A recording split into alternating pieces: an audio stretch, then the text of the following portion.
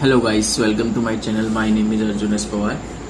Guys, आज हम लोग डिस्कस करने वाले हैं फंक्शंस के बारे में। इससे पहले हमने जो वीडियो अपलोड की थी गाइस, वो रिलेशन के बारे में डिस्कशन किया था, जिसमें बस मैंने आपको बेसिकली ये बताया था गाइस कि हम रिलेशंस को कैसे डिफाइन करते हैं from A to P. Okay guys, आज हम लोग टॉपिक डिस्कस करने वाले हैं फंक्शंस के बारे में कि जो फंक्शंस हैं वो क्या है, फंक्शंस का मीनिंग क्या होता है गाइस। ठीक है, तो आज इसके बारे में हम डिस्कस करेंगे। आइए गाइस समझते हैं फंक्शंस के बारे में। देखिए गाइस, जो फंक्शंस हैं आपके पास, इसका मीनिंग क्या होता है मैं आपको समझा देता हूँ। जो फंक्शंस होता है वो होता क्या है कि every element in X has a unique image in Y. That is meaning, समझाता हूँ। Every element of X has a unique image in y। ये होता है guys f such that x tends to y। यानी guys मैं ये कहना चाह रहा हूं कि आपके पास क्या बनेगी, इसमें एक यूनिक इमेज बनती है। क्या बनती है गाइस, इसमें एक यूनिक इमेज। ये चीज आप ध्यान रखेंगे, क्या बनेगा गाइस, एक यूनिक इमेज बनेगी। इस चीज को हमेशा ध्यान रखेंगे आप। ठीक है गाइस, तो ये चीज इंपॉर्टेंट है आपके लिए, जो समझनी जरूरी थी। ध्यान रखना, जो रिलेशन होता है, मैं आपको रिलेशन फंक्शन में डिफरेंस समझाने की कोशिश करूंगा। ध्यान रखना, जो रिलेशन होता था, रिलेशन में क्या होता कि एक एलिमेंट की एक से ज्यादा इमेज होती थी। देखिए, जैसे आपके पास रिलेशन लिखा हुआ था कोई पॉइंट में 1,2 एंड 1,3, ठीक है, एंड 1,4, ठीक है। तो अब जैसे कंडीशन लिखी हुई है एंड 2,3 एंड 2,5, तो आप एक चीज नोटिस कीजिए, जो रिलेशन में आ रहा है कि जो भाई एक इनपुट पर 2 भी मिलेगा, 3 भी मिलेगा, 4 भी मिलेगा। यहाँ पे 2 पर 3 भी मिलेगा एंड 5 भी मिलेगा। इट मीन्स जो रिलेशन हो गया, वो रिलेशन क्या डिफाइन करता है गाइस, रिलेशन इस चीज को डिफाइन कर रहा है आपके इस पॉइंट को कि भाई यदि मैं 1 इनपुट करता हूं तो आउटपुट मुझे 2 भी मिलेगा, 3 भी मिलेगा, 4 भी मिलेगा। It means 2, 3, 4। और यदि मैं 2 इनपुट करता हूं तो आउटपुट मुझे 3 भी मिलता है और 5 भी मिलता है। 3 और 5। तो मैं एक चीज नोटिस करते थे, वहां पे जो रिलेशन होता था उसमें एक एलिमेंट की एक से ज्यादा इमेज होती है। ध्यान रखना, ये इमेज होती है, ये जो साइड लिखी जाती है जिससे हम कनेक्ट करते हैं उसको हम बोलते हैं गाइस इमेज। उम्मीद हो कि आप यहाँ पे पॉइंट आपको क्लियर हो रहा होगा। तो आप देख रहे हैं कि एक एलिमेंट की एक से ज्यादा इमेज आ रही है गाइस, ठीक है, तो रिलेशन है। और जहां पे बन जाएगी यूनिक इमेज, ध्यान रखना गाइस, जहां मैंने क्या कहा, बन जाएगी यूनिक इमेज, वो बन जाएगा आपके पास एक फंक्शन। मतलब किसी चीज का फंक्शन कहने के लिए उस एलिमेंट की, यानी एक्स एलिमेंट की, जो एक्स एलिमेंट होगा इसकी हर एक एलिमेंट की जो इमेज होनी चाहिए वो वाई में होनी चाहिए, पर लेकिन यूनिक। यूनिक का मतलब ओनली 1 to 1 कनेक्ट होनी चाहिए। मतलब कैसे, देखिए, कोई एफ सच दैट, मैंने कोई फंक्शन लिख लिया, suppose that F is equal to 1,2, 2,4, 3,7, ये लिखा हुआ है। तो अब देखिए, जो फंक्शन बन रहा है एक्स से वाई की तरफ या ए से बी की तरफ, वो यूनिक बनेगा, क्योंकि 1 से 2, 2 से 4, 3 से 7, ये बन रहा है आपके पास। ठीक है गाइस, देखिए 1 से 2, 2 से 4, 3 से 7, this is a unique image. कौन सी इमेज बोली जा रही है, ये बोली जाती है यूनिक इमेज। उम्मीद करता हूँ गाइस ये पॉइंट आपको समझ में आ गया होगा। यानी जो फंक्शन होता है गाइस, वो लिखा इस तरह से जाता है कि F X equal to Y या Y is equal to F X. इसे हम बोलते हैं यूनिक इमेज का प्रोसेसर। तो उम्मीद करता हूँ गाइस अब आपको क्लियर हुआ होगा कि रिलेशंस क्या हो गया एंड ए फंक्शंस क्या हो गया। यदि मैं ऑन इन शॉर्ट फॉर्म में यदि आपसे बात करूं कि जो रिलेशन होते हैं वे कभी फंक्शन नहीं हो सकते, लेकिन every function is a relation हो सकता है, क्योंकि रिलेशन के अंदर एक से ज्यादा एलिमेंटों की इमेज हो सकती है, लेकिन फंक्शन के अंदर यूनिक इमेज भी होती है और फंक्शन रिलेशन तो हो सकता है गाइस। ठीक है ना, ये बात आप ध्यान रखेंगे इस पॉइंट को लेकर। ठीक है, it's a very important guys, यहाँ पे बातें जो मैंने आपको अभी डिस्कस की है। ठीक है, तो गाइस ये समझ में आ गया होगा आपको, ये ध्यान रखेंगे। अब मैं आपको कुछ फंक्शन के बारे में ये डिस्कस करना चाह रहा हूँ, ध्यान से समझना गाइस। देखिए, ये जो आपके पास यहाँ पर है फंक्शन जो बन रहा है, ये जो फंक्शन बनता है ये एफ फंक्शन, ए से बी की तरफ कह लीजिए या एक्स से वाई की तरफ कर लीजिए। सपोज दैट यहाँ पे है A B C, suppose that यहाँ पे आ गया 1 2 3, ए से 1 कनेक्ट हो गया, बी से 2 कनेक्ट हो गया, सी से 3 connect. This is called a image. क्या बोलते हैं गाइस इसे, इमेज। और इससे पहले वाला केस, जिस पॉइंट को आप इनपुट कर रहे हो भाई, इसका मीनिंग यही तो हुआ।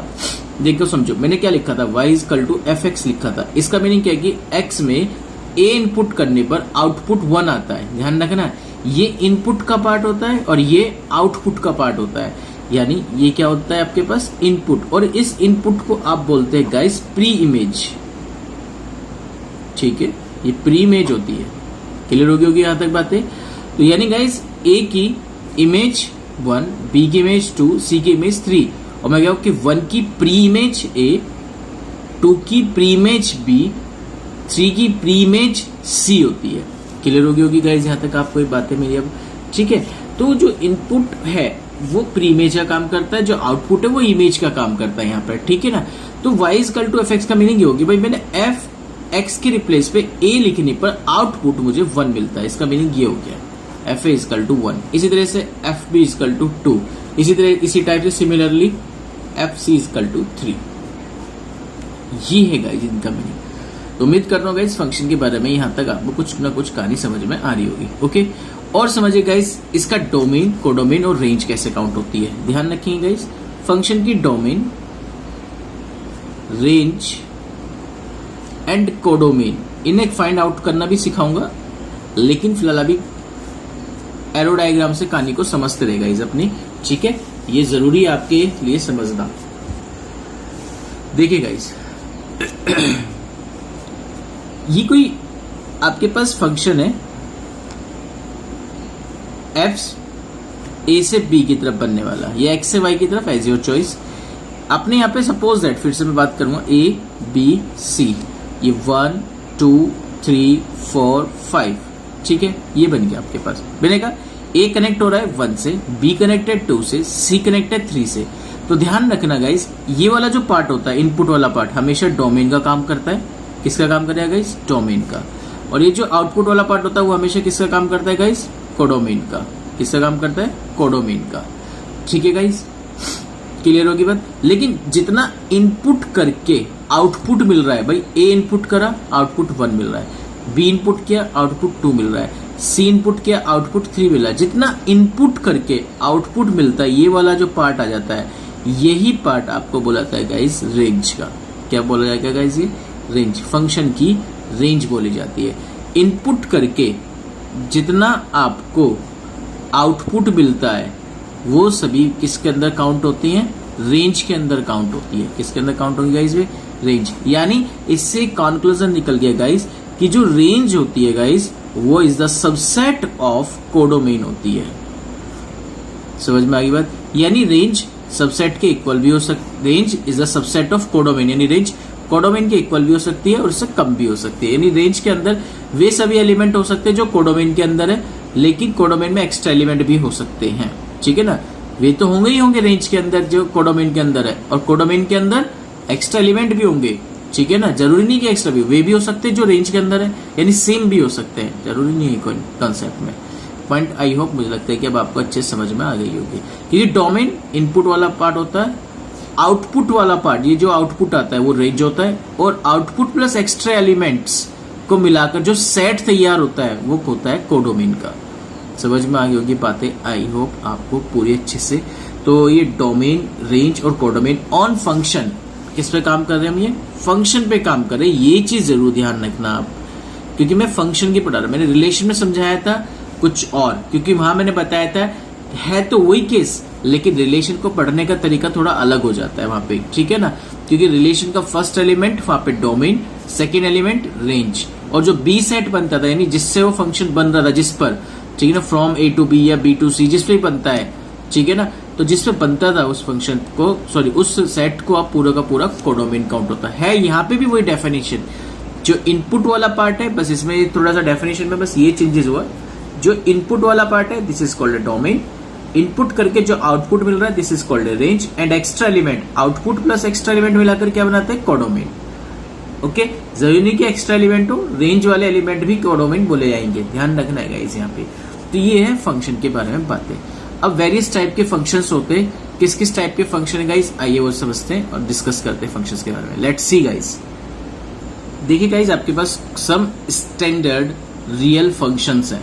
वे रियल फंक्शंस क्या क्या है गाइस आपके पास? आइए सबसे पहले समझते हैं आइडेंटिटी फंक्शन के बारे में। आइडेंटिटी फंक्शन क्या है गाइस? इसका मैं आपको ग्राफ भी समझाऊंगा, बहुत ध्यान से समझना। आइडेंटिटी फंक्शन, आइडेंटिटी फंक्शन का मीनिंग ये है गाइस आपके पास कि यदि आपके पास, क्योंकि रियल फंक्शन पे मैं बात कर रहा हूं, यदि एफ सच दैट रियल से रियल पे बनने वाली कोई एक मैपिंग या कोई फंक्शन है, मैपिंग इट्स मीन्स फंक्शन, ठीक है, कि भाई एफ सच दैट रियल से रियल पे बनने वाली कोई मैपिंग है और वो इस तरह की है गाइस कि F X is equal to X. Identity का मतलब क्या है? जो इनपुट किया वही आउटपुट आ जाए, जो इनपुट किया वही क्या रहा है? आउटपुट आ जाए, ठीक है गाइस। तो सब बोलते हैं आप लोग आइडेंटिटी फंक्शन। उम्मीद करते हैं बात क्लियर होगी for all X belongs to real number, ठीक है। यानी गाइस समझिए, फॉर एग्जांपल बेस, यानी मैं इसकी कहानी की बताने की कोशिश करूंगा आपको कि आइडेंटिटी फंक्शन में आपको समझ में क्या आया कि भाई रियल से रियल पे बनने वाला कोई फंक्शन है जो इस टाइप से डिफाइन किया गया है कि F X is equal to X, जो इनपुट वही आउटपुट, जहां पर एक्स बिलोंग्स टू आर, यानी ये जो लगता है ना फॉर ऑल का साइन लगता है, यानी हर एक पॉइंट पर, ठीक है ना, एक्स जो बिलोंग्स करेगा वो रियल में बिलोंग करेगा, यानी जो भी मैं एक्स का पॉइंट लूंगा रियल में से लूंगा। पॉइंट क्लियर होगी यहाँ पे। इसका हमेशा डोमेन ध्यान रखना, क्योंकि अब आप एक चीज देख रहे हैं, एक्स में आर रखा तो आर मिलेगा, ठीक है ना, रियल है ना तो रियल ही मिलेगा, तो डोमेन भी रियल आएगी और इसकी जो रेंज आएगी वो भी रियल आएगी गाइस, ठीक है। तो फंक्शन की डोमेन और फंक्शन की रेंज दोनों क्या आएगी गाइस? ये रियल आपको फाइंड आउट होगी, ठीक है। अब बात करते हैं इसका ग्राफ। एक स्ट्रेट लाइन आता है, कैसे आता है देख लीजिए, आपको समझ में आ ही जाएगा, क्योंकि F X is equal to X है, एक्स की जगह 1 रखिए 1 मिलेगा, एक्स की जगह 2 रखिए 2 मिलेगा, एक्स की जगह 3 रखिए 3 मिलेगा, एक्स के रिप्लेस में -1 रख लीजिए, कुछ भी यूज कर लीजिए, -1 -2 रखेंगे -2 मिलेगा। यहाँ पे पुट कर रहा हूं मैं, यहाँ पुट करके ये वैल्यू मिल रही है ना मुझे, तो भाई एक्स के रिप्लेस में तो वैल्यू पुट करूंगा मैं, ठीक है ना।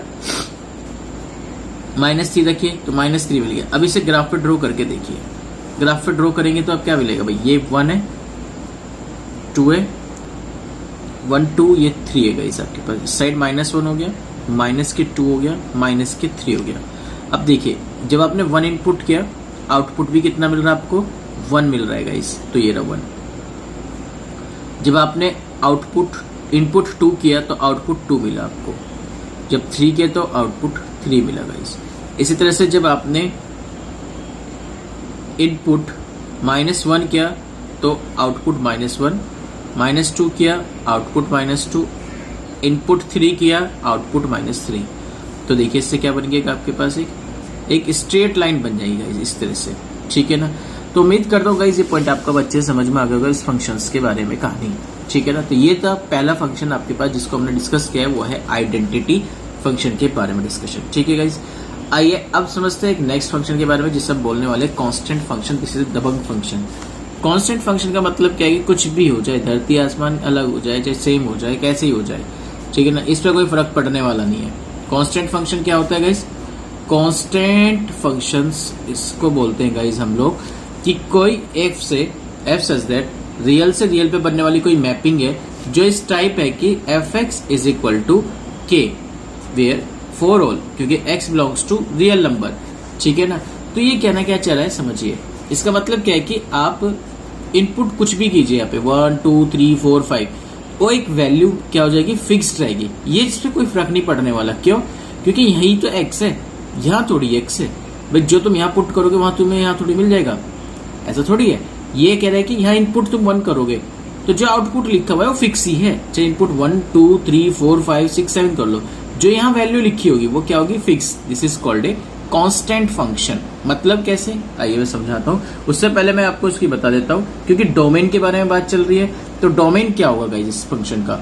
ध्यान रखेंगे, इस फंक्शन का जो डोमेन लिखा जाएगा वो सारा का सारा रियल, क्योंकि सारा इनपुट आपने रियल किया, लेकिन जो आउटपुट आएगा, आउटपुट जो आती है वो रेंज का पार्ट होता है, आपको मैंने बताया था।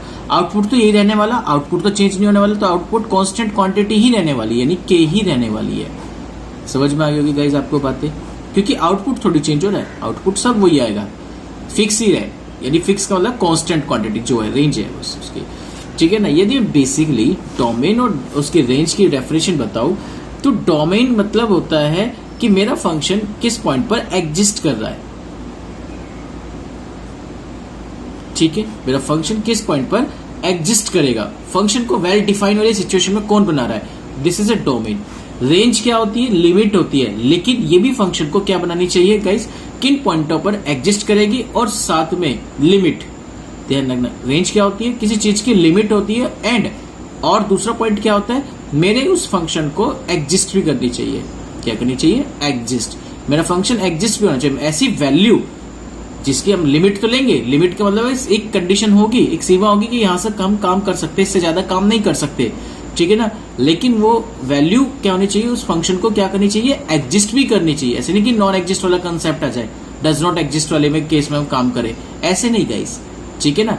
तो उम्मीद करता हूं डोमेन की और रेंज की डेफिनेशन आप अच्छे से समझ गए होंगे, ठीक है ना। बेसिक डेफिनेशन जो मेन इंपॉर्टेंट थिंग है कि हम डोमेन का मीनिंग क्या समझने की कोशिश कर रहे हैं।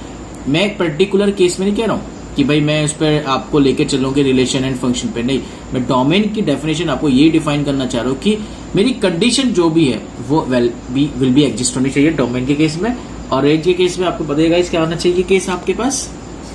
तो डोमेन के केस में आपको पता है लग गया गाइस क्या कहा मैंने? विल बी एग्जिस्ट होनी चाहिए। रेंज लिमिट होती है, लेकिन वो भी क्या करनी चाहिए? उस चीज को एग्जिस्ट करनी चाहिए, ठीक है। तो इसका अगर यदि मैं ग्राफ बताऊं तो ग्राफ के लिए फॉर एग्जाम्पल समझ लीजिए, जैसे मैंने एफ एक्स लिखा, भाई मेरे एफ एक्स इक्वल टू मैंने 3 लिखा, ठीक है। तो अब मुझे बताइए यदि मैं एक्स के रिप्लेस में 1 लिखूं तब भी 3 रहेगा, एक्स के रिप्लेस में मैंने 2 लिखा तब भी 3 रहेगा, एक्स के रिप्लेस में 3 लिखूंगा तब भी 3 रहेगा, -1 लिखूंगा तब भी 3 रहेगा, -2 लिखूंगा तब भी 3 रहेगा, -3 लिखूंगा तब भी ही 3 रहना। तो रेंज तो 3 ही आ गई क्योंकि एग्जिस्ट कर रहा है, 3 3 3 3 आ रही। तो रेंज तो कितनी होगी? Constant quantity. कांस्टेंट क्वांटिटी क्या आ रही है आपके पास? जो तुमने फिक्स्ड की, फिक्स्ड वैल्यू क्या है आपके पास? के की वैल्यू कितनी आ गई है? 3। तो रेंज कितनी हो गई? 3। और इनपुट में 1 2 1 2 1 2 -1 2 3 -1 2 3 किया हुआ आपने। तो इसका मतलब क्या है? इसकी जो डोमेन होगी वो कितनी आ गई? -1 सॉरी +1 +2 +3 -1 -2 -3। ये इसकी क्या आ गई? रेंज आ गई बस गाइस। रियल नंबर है मतलब सारे की सारा। समझ में गया ना मेरी बात को? तो ये हो गया इसका ग्राफ, ये एक्स एक्सिस, ये वाई एक्सिस। आप देख लीजिए 0 1 2 3 -1 -2 -3 और ये आ रहा 3, ठीक है। 1 लिखा तब भी 3 मिलेगा, 2 लिखा तब भी 3 मिलेगा, 3 लिखा तब भी 3 मिलेगा, -1 यूज किया तब भी 3 आएगा, -2 यूज किया तब भी 3 आएगा, -3 यूज किया तब भी 3 आएगा। इसे ड्रॉ कर दीजिए। दिस इज कॉल्ड एक स्ट्रेट लाइन मिल गई जो कि parallel to the X axis आई है। आई होप गाइस ये भी पॉइंट आपको अच्छे समझ में आ गया कांस्टेंट फंक्शन के बारे में, ठीक है गाइस। तो ये वेरियस टाइप के हम पढ़ रहे हैं फंक्शंस गाइस, ठीक है ना। तो उम्मीद करता हूँ ये पॉइंट आपको अच्छे से समझ में आया होगा। तो मैं इसमें पूछूं इसकी रेंज क्या है, तो आप मुझे बहुत अच्छे से बता सकते हो इसकी रेंज है सर 3। इस फंक्शन की रेंज आपने बता दी कितनी आ गई गाइस? 3 आ गई है, ठीक है। तो उम्मीद करता हूँ गाइस ये पॉइंट भी आपको अच्छे समझ में आया होगा। अब आता है तीसरा पॉइंट, आता है मॉडुलस फंक्शन। मॉडुलस फंक्शन ध्यान से समझेंगे मॉडुलस फंक्शन के बारे में गाइस, ठीक है। मॉडुलस फंक्शंस क्या होते हैं गाइस? उस पॉइंट को ध्यान से समझना, क्या है मॉडुलस फंक्शन के बारे में बातें।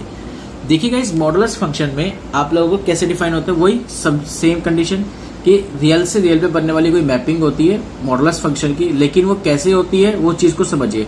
कोई फंक्शन है आपके पास एफ एक्स, सच दैट कैसे होता है?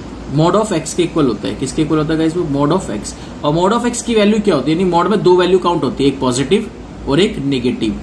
पॉजिटिव कब आएगी? जब एक्स की वैल्यू या तो 0 हो या 0 से ग्रेटर देन हो। नेगेटिव कब आएगी? जब एक्स की वैल्यू लेस देन 0 होगी। तो ये मोड ऑफ एक्स का आपको फंक्शन ध्यान रखना है गाइस, इस टाइप का बनता है। मोड ऑफ एक्स पॉजिटिव कब? जब एक्स की value greater than equal to 0। Minus X कब? जब इफ एक्स की वैल्यू लेस देन 0 होती है। This is a modulus function guys. इस पॉइंट को अच्छे से समझेंगे आप। देखिए कभी कभी फ्यूचर में आप लोगों को 6, 7, 8, 9 में ये कहते थे कि बेटा जो मोड के अंदर माइनस आ रहा है उससे आप प्लस करके लिखिए। देखो जो प्लस है वो तो प्लस ही रहेगा, ठीक है। लेकिन जो माइनस की कंडीशन लिखी होगी अंदर में मॉडुलस में, उसे आप हमेशा कैसे लिखते थे? प्लस करके लिखते थे। ये रीजन क्या होता था? अब यहाँ बात को समझाता हूँ। देखिए वैल्यू को समझिए। मैंने क्या कहा? मैंने एक्स के रिप्लेस में क्या पुट किया? -2 पुट कर रहा हूँ। ध्यान से समझना मेरी बात को। एक्स के रिप्लेस में क्या पुट कर रहा हूँ? -2। और -2 क्या है? -2 लेस देन 0 ही तो है, नेगेटिव वैल्यू है। उस पर फंक्शन क्या आ रहा है? माइनस के एक्स आ रहा है। ध्यान दे मेरी बात पे। भाई 2 फंक्शन बना रखे मैंने। एक एफ एक्स पॉजिटिव एक्स है जब ग्रेटर देन इक्वल टू 0 है, F X equal to -x है कब? जब x लेस देन 0 है, ठीक है। 2 ही तो फंक्शन है ना। अब मैंने यहाँ पे इनपुट क्या कर रहा हूँ, -2 का इनपुट कर रहा हूँ। तो जब मैं -2 का इनपुट करूंगा तो ये जो -2 है ये लेस देन ही तो 0 है। लेस देन 0 का केस में फंक्शन क्या आ रहा है, -x और x क्या पुट किया आपने, -2, तो माइनस प्लस के 2। उम्मीद करता हूँ कि अब आपको कहानी समझ में आ गई होगी कि इस तरह से इसलिए बोला जाता था कि यदि जो भी चीज मॉडुलस के अंदर नेगेटिव आती है वो ऑलवेज पॉजिटिव बाहर निकलती है। ठीक है, पॉजिटिव तो पॉजिटिव है, क्यों, देखिए x के रिप्लेस पे क्या पुट किया आपने, 2, तो ये जो 2 पुट करे पॉजिटिव तो पुट करे, पॉजिटिव पे फंक्शन क्या है, x की value greater than equal to 0, this is a positive function क्या लिखा, 2 इज इक्वल टू 2 ही आएगा। इसलिए बोला जाता था कि जब भाई पॉजिटिव है मॉडुलस के अंदर तो वो पॉजिटिव ही आएगा, लेकिन यदि मॉडुलस के अंदर नेगेटिव है तो वो हमेशा पॉजिटिव क्यों हो जाता है, ये रीजन है ऊपर वाला। तो उम्मीद करता हूँ गाइस ये कहानी भी आपको अच्छे समझ में आएगी मॉडुलस फंक्शन को लेकर। आइए इसका ग्राफ समझ लेते हैं, कैसे इसका ग्राफ होगा, इसका डोमेन क्या होगी, इसकी रेंज क्या होगी मॉडुलस फंक्शंस की।